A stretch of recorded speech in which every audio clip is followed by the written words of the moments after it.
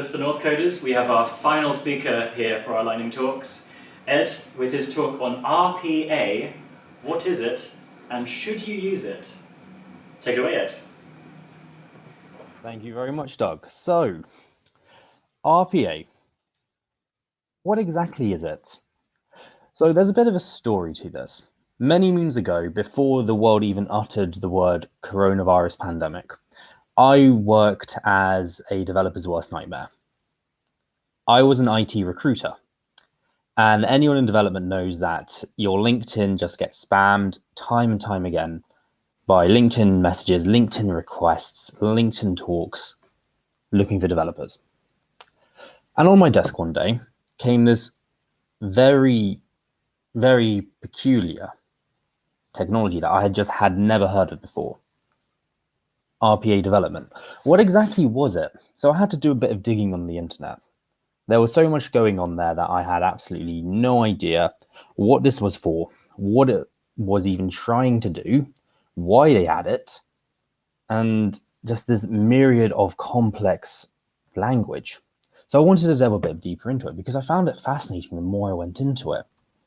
So first off, what is RPA development? Well, it stands for Robotic Process Automation. It's essentially using a robot to automate a process. But a bit more deeper than that, it's a way to automate tasks that uses a graphical user interface. So we've all worked with APIs at the moment at Northcoders, and we can get the information from a website or so on and so forth from Google, Amazon, wherever we want. But what happens if we want to use a standard Microsoft email app and then take the information from there and put it into an Excel spreadsheet, and then from there into Access, and then from there create a Word document and send it off as a Word email? Bit more difficult, isn't it?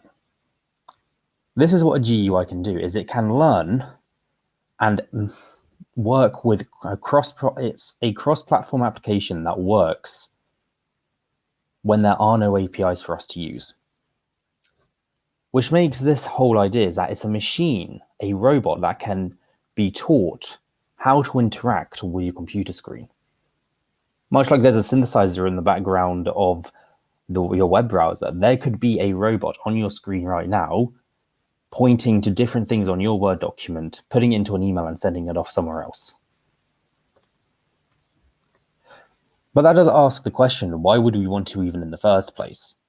Like, it seems like a lot of hassle when we can do it on our own. Well, for businesses, it's a bit of a different situation. Imagine you have millions of these requests coming in every day. As an excessive amount, you're going to need thousands of employees just to keep on top of that. It's highly inefficient, it burns resources, and you're probably going to end up running out of cash before you even know it. So first off, it frees up resources within company. A lot of this stuff that RPA would be used for is going to be maintenance on the day-to-day basis, is making sure that the company survives right here, right now. Google could use it right here, right now, to work with their email, to work with their customer services, all of these different things. It frees up the resources to be put somewhere else to focus on the growth of a company instead of just making sure the company survives. It reduces mistake on mundane activities. It is inseparable that humans love our mistakes. We can't help it. I've made so many errors of either doing P-SQL and just forgetting the semicolons at the end. I have completely forgotten to do a console.log when I just wanted to do something else. It's so easy to make a mistake along the process. Robots, they'll just do what they're told time and again. Unless there's a bug in it, you can trust that the output will be the same.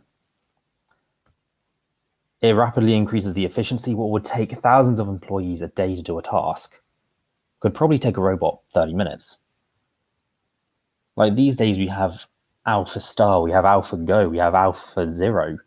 All of these robots that can actually play all these games, like chess, Chinese Go, and StarCraft. And they can play it and they can just think about it in such a different way before we've even had a chance to think, oh yeah, there's checkmate in one. They've already calculated thousands upon thousands of different moves. And last but not least, the whole reason for doing it is it improves the bottom line over time. You are going to pay a pretty penny to get this installed into your company. There is no doubt about that. But over the long run, if you can make it work, you are going to save yourself so much cash. And this is why it's so heavily used in financial technologies and fintech, is these guys have so many of the same requests coming in, day out, day in, day out, that it actually makes sense for them to hire people to build the infrastructure, to build the processes, to build the code, to execute it time and again. But it does sort of leave some problems. You see, you can't just use robotic processing automation absolutely everywhere and anywhere. You are going to have some issues. Most of which is, what if the robot comes across some bad information? Even worse, like we had the talk on passwords, what happens if someone is actually trying to be malicious?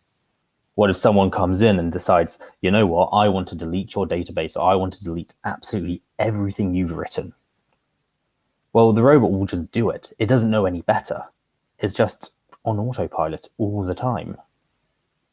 So we can't just tell it to do something all the time. There needs to be checks in place to stop it. But what if the robot has a bug and is automating over the entire system?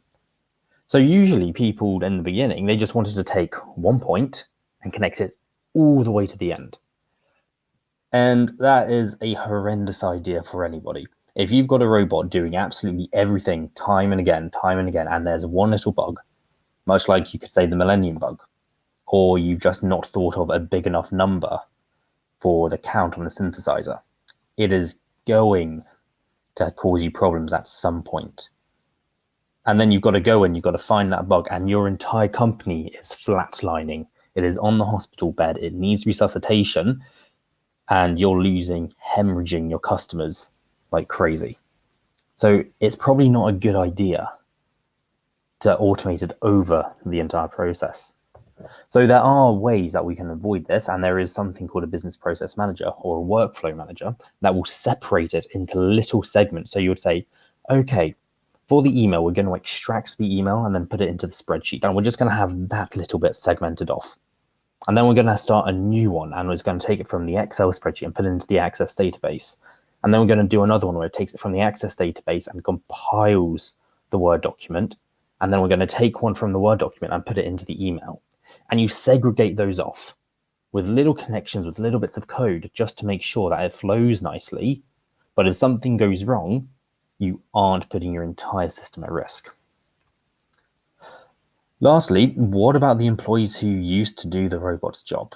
A bit of an ethical conundrum, because at the end of the day, we could end up losing a lot of jobs if everyone makes this shift. Because there are a lot of low-level jobs that still need to be done, and we can't afford to have half a population potentially out of a job. So what would happen to these people? Thankfully, it's not taken on too much of a big role, RPA development, but interestingly enough is some of the sources that I found online, mostly articles, have claimed that the employees wouldn't lose their jobs. They would actually be shifted into different departments. They would be taken out of the maintenance dance and then put into a place where they can help the company grow. Think about it. If it's replacing a developer in the job, they don't want to lose that developer. They're incredibly valuable. Instead of just keeping them focused on the maintenance and the bug issues, I want you to build this microservice. I want you to build this API. I want you to do this on the front end. You can now, again, get your resources into better.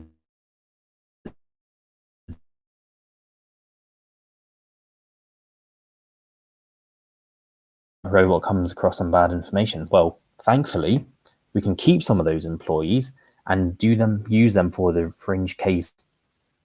If they're watching out for those 20% fringe cases where there's bad information or there's some malicious information coming in, we can stop that from causing a whole host of issues. So at the end of the day, is it truly worth it? Well, yes, if you are certain the long-term savings and outweigh the short-term costs. It costs an extortionate amount of money to build these processes in. At the time when I was recruiting for this role, it was around about £600 per day for 1 year's worth of experience. I could be my age with a little bit of experience in RPA, and I could be on £600 per day, and you would need multiple of me. And to put that into context, £600 per day is £144,000 per year salary. That is a shocking amount of money that a company would have to fork out just so they could get this process in. And that's just for the developer, not even for the technologies like Automation Anywhere or UiPath or Java or C#. You have to have a ton of resources to implement this in the first place and then to maintain it. Yes, if you can structure your workflow accordingly, back to you've got to segment them in the appropriate ways. If you can't do that, if they're all intermingling, then, well, you're going to end up with a pandemic in your system if a bug gets through. And that isn't going to help your business. It is going to cause it to topple from the inside out. And that's the last thing you want to do when you've got thousands of employees and hundreds of thousands of customers. And finally, yes, if there is absolutely no other alternative, back to if you are getting 1 million requests a day, you aren't going to fill those with 80,000 employees working 8 hours a day trying to do 100, 200 of these processes each and every day, when a computer, a robot, could just do that in an instant. And this is the best part about it, is RPA development is a very, very, very niche area, mostly still used in finance and fintech companies, but there's so many different applications. You can use it in hospital administrations. You could use it to read doctors' handwriting. How great would that be? Never get a prescription wrong again. You could use it in, say, the arts and the humanities. You could bring it up and just say, okay, we want to check who's going to do good on a competition, who's put the time in. Can you separate them out into different parts and then send the ones that aren't so good to this person or this person or this person, and then have the competition run that way? Maybe a bit discriminatory, but that's an idea. Or so on and so forth. There's loads of ways to put this, but again, it comes back to this is a very new part of technology. It is still being developed much further.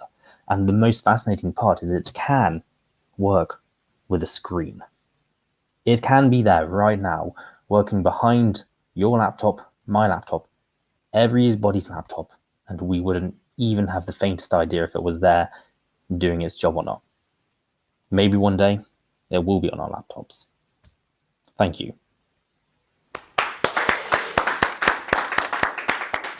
Thank you.